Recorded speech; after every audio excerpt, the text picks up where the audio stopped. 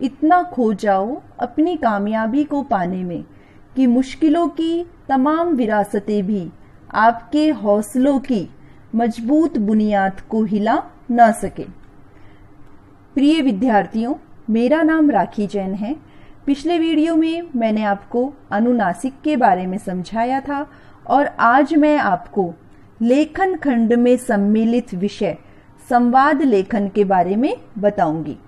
हिंदी साहित्य में सबसे महत्वपूर्ण स्थान संवाद लेखन का होता है।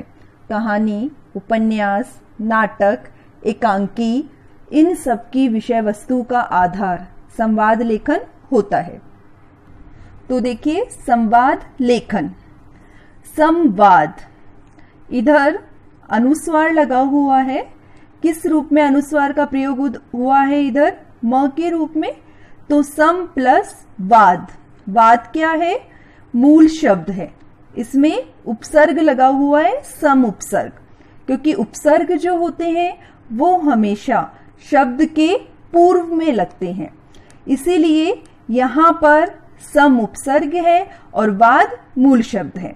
तो देखिए, वाद मूल शब्द में सम उपसर्ग लगाने से संवाद शब्द बना है। संवाद शब्द का अर्थ होता है बातचीत। सामान्य रूप से दो लोगों के बीच होने वाली बातचीत को संवाद कहा जाता है।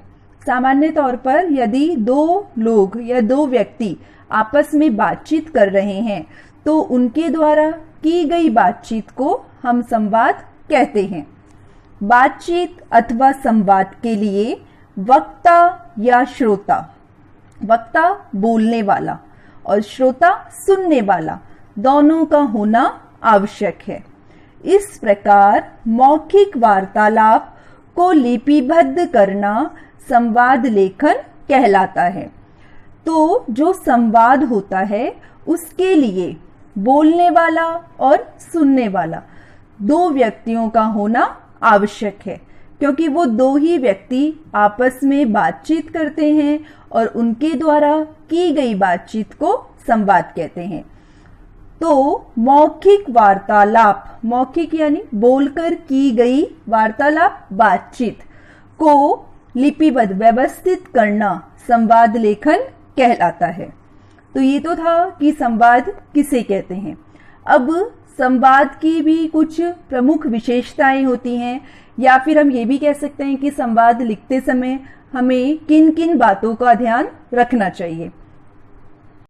तो देखिए, जब भी हम संवाद लिखें तो संवाद छोटे, स्वाभाविक और रोचक होने चाहिए, जो पाठक, पढ़ने वाले या श्रोता, सुनने वाले का ध्यान अपनी ओर आकर्षित कर सके।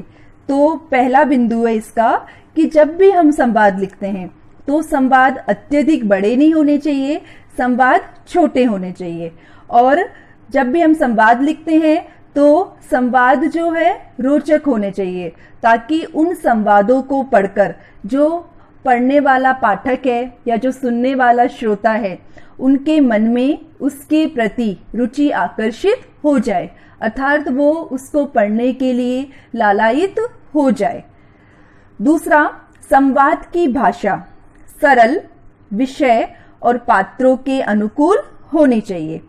संवाद लिखते समय हमें जो भाषा है सरल लिखनी चाहिए, और विषय, जो भी हम संवाद लिख रहे हैं उस विषय को ध्यान में रखते हुए ही हमें भाषा का प्रयोग करना चाहिए।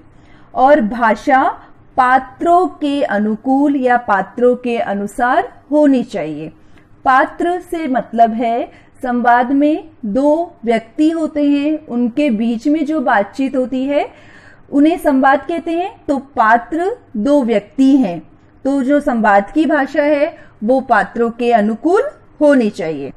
तीसरा बिंदु, संवाद बोलने वाले व्यक्ति का नाम संवादों के आगे लिखा होना चाहिए। जब भी हम संवाद लिख रहे हैं तो जो बोलने वाला व्यक्ति है, जो अपनी बात कह रहा है, उस व्यक्ति का नाम हमेशा आगे आना चाहिए, मतलब इस तरफ उसका नाम आना चाहिए और इसके बाद वो संवाद लिखना चाहिए। आगे है दूसरा बिंदु, संवाद जिस विषय या स्थिति के संबंध में हो उसे क्रमशः स्पष्ट करने वाला होना चाहिए। संवाद हम जिस भी विषय पर लिख रहे हैं, जो भी हमें विषय संवाद के लिए दिया गया है, तो जो संवाद है उस विषय को पूर्ण रूप से स्पष्ट करने वाला होना चाहिए। अर्थात संवाद में हमें उसी विषय का उपयोग करना चाहिए। उस विषय के अलावा हमें संवाद में और भी कोई बातें नहीं लिखनी चाहिए। अर्थात हम ऐसा संवाद लिखें जिससे जो विषय हमें दिया गया है वो पूर्ण रूप से स्पष्ट हो जाए। पांचवा बिंदु, विराम चिन्हों का प्रयोग यथा स्थान अवश्य किया जाना चाहिए। ये संवाद लेखन में महत्वपूर्ण भूमिका निभाते हैं। जैसे कि आप सभी जानते हैं, जो विराम चिन्ह होते हैं बहुत महत्वपूर्ण होते हैं। संवाद लेखन में इनकी महत्वपूर्ण भूमिका होती है। इसीलिए विराम चिन्हों का कहाँ पर प्रयोग होना है, कहाँ पर इनका प्रयोग किया जाना है, तो इस स्थान का हमें विशेष ध्यान रखना चाहिए। छठा बिंदु है, संवादों में क्रमबद्धता व संबद्धता होनी चाहिए। अर्थात जो संवाद हैं एक दूसरे से क्रमबद्ध, क्रम से जुड़े हुए होने चाहिए। उनमें आपस में संबंध स्थापित होना चाहिए। अर्थात संवादों में कहीं भी ऐसा नहीं होना चाहिए कि जो संवादों का क्रम है वो पूर्ण रूप से टूट जाए, बल्कि संवादों में क्रमबद्धता होनी चाहिए। संवाद एक दूसरे से जुड़े हुए होने चाहिए। पात्रों के हाव भाव आदि कोष्टक में लिखना चाहिए। जो भी दो व्यक्ति आपस में बातचीत कर रहे हैं, उनके चेहरे के क्या क्या रूप रंग चेंज हो रहे हैं, क्या क्या उनके चेहरे की मुद्राएं हो रही हैं, उनको कहते हैं हाव भाव। इनको भी हमें कोष्टक में लिखना चाहिए। जैसे परीक्षा में कम नंबर आने पर पिताजी अपने पुत्र पर क्रोधित हुए, तो इसको हम संवाद में इस तरह से लिखेंगे कि पिताजी गुस्सा होते हुए को ब्रैकेट में लिख देंगे, और उसके बाद तुम्हारे परीक्षा में इतने कम नंबर क्यों है। तो जो भी कोई हाव भाव है चेहरे के, चिंतित होते हुए, गुस्सा होते हुए, मुस्कुराते हुए, ये हाव भाव होते हैं। इन सबको हम कोष्टक में लिखेंगे, ब्रैकेट में लिखेंगे। इसके बाद वार्तालाप में बनावटीपन नहीं होना चाहिए। बनावटीपन यानी दिखावा। वार्तालाप बातचीत में जब भी हम संवाद लिखते हैं तो हमारे द्वारा जो लिखी गई बातचीत है उसमें किसी भी प्रकार का कोई दिखावा नहीं होना चाहिए। संवादों में आत्मीयता लाने के लिए उचित संबोधनों का प्रयोग किया जाना चाहिए। संवादों में आत्मीयता यानी मधुरता लाने के लिए जो संबोधन शब्द हैं उनका भी प्रयोग किया जाना चाहिए। संबोधन से तात्पर्य, अगर हम अपने किसी बड़े को संवाद लिख रहे हैं, पिता को, माता को या अध्यापक को संवाद लिख रहे हैं, तो उनके लिए हमें संबोधनों का प्रयोग करना चाहिए। जी, इन शब्दों का प्रयोग हमें करना चाहिए। तो ये तो था कि संवाद लिखते समय किन किन बातों को ध्यान में रखना चाहिए। अब मैं आपको दो संवादों के उदाहरण बता रही हूं कि संवाद को किस तरह से लिखा जाता है। पहला क्वेश्चन है, परीक्षा के एक दिन पूर्व दो मित्रों की बातचीत को संवाद के रूप में 50 से 60 शब्दों में लिखिए। राहुल, अरे अक्षांश, तुम इतने परेशान क्यों दिख रहे हो। संवाद में नाम नहीं आता है तो नाम हम अपने अनुसार लिख सकते हैं। अक्षांश, कल हमारी गणित की परीक्षा है और मेरी बिल्कुल भी तैयारी नहीं है। तुम्हारी तैयारी कैसी है। ये देखिए, वाक्य जो शब्द इसमें लिखे गए हैं वो आपस में क्रमबद्ध हैं, आपस में जुड़े हुए हैं। राहुल, मैंने तो पूरा पाठ्यक्रम दोहरा लिया है। और तुमने। अक्षांश, पाठ्यक्रम तो मैंने भी दोहरा लिया, पर कई सवाल ऐसे हैं जो मुझे नहीं आ रहे हैं। राहुल, चिंतित होते हुए, चेहरे के हाव भाव आ गए हैं इधर, तो इनको हमने कोष्टक में लिख दिया। ऐसा क्यों। अक्षांश, जब वे सवाल समझाए गए थे तब मैं बीमारी के कारण विद्यालय में उपस्थित नहीं हो सका था। राहुल, कोई बात नहीं, मैं तुम्हें समझा देता हूँ, इससे तुम्हारी समस्या हल हो जाएगी। अक्षांश, पर इससे तो तुम्हारा समय व्यर्थ हो जाएगा। राहुल, कैसी बात करते हो अक्षांश? तुम्हें पढ़ाते हुए मेरा दौरान कार्य स्वतः हो जाएगा, स्वतः अपने आप हो जाएगा। फिर इतने दिनों की मित्रता कब काम आएगी? अक्षांश, ठीक है राहुल, इस तरह से हमें संवाद लिखना है।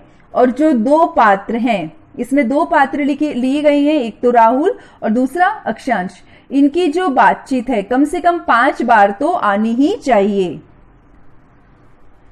एक अन्य उदाहरण, डॉक्टर और रोगी के बीच की बातचीत को संवाद के रूप में 50 से 60 शब्दों में लिखिए।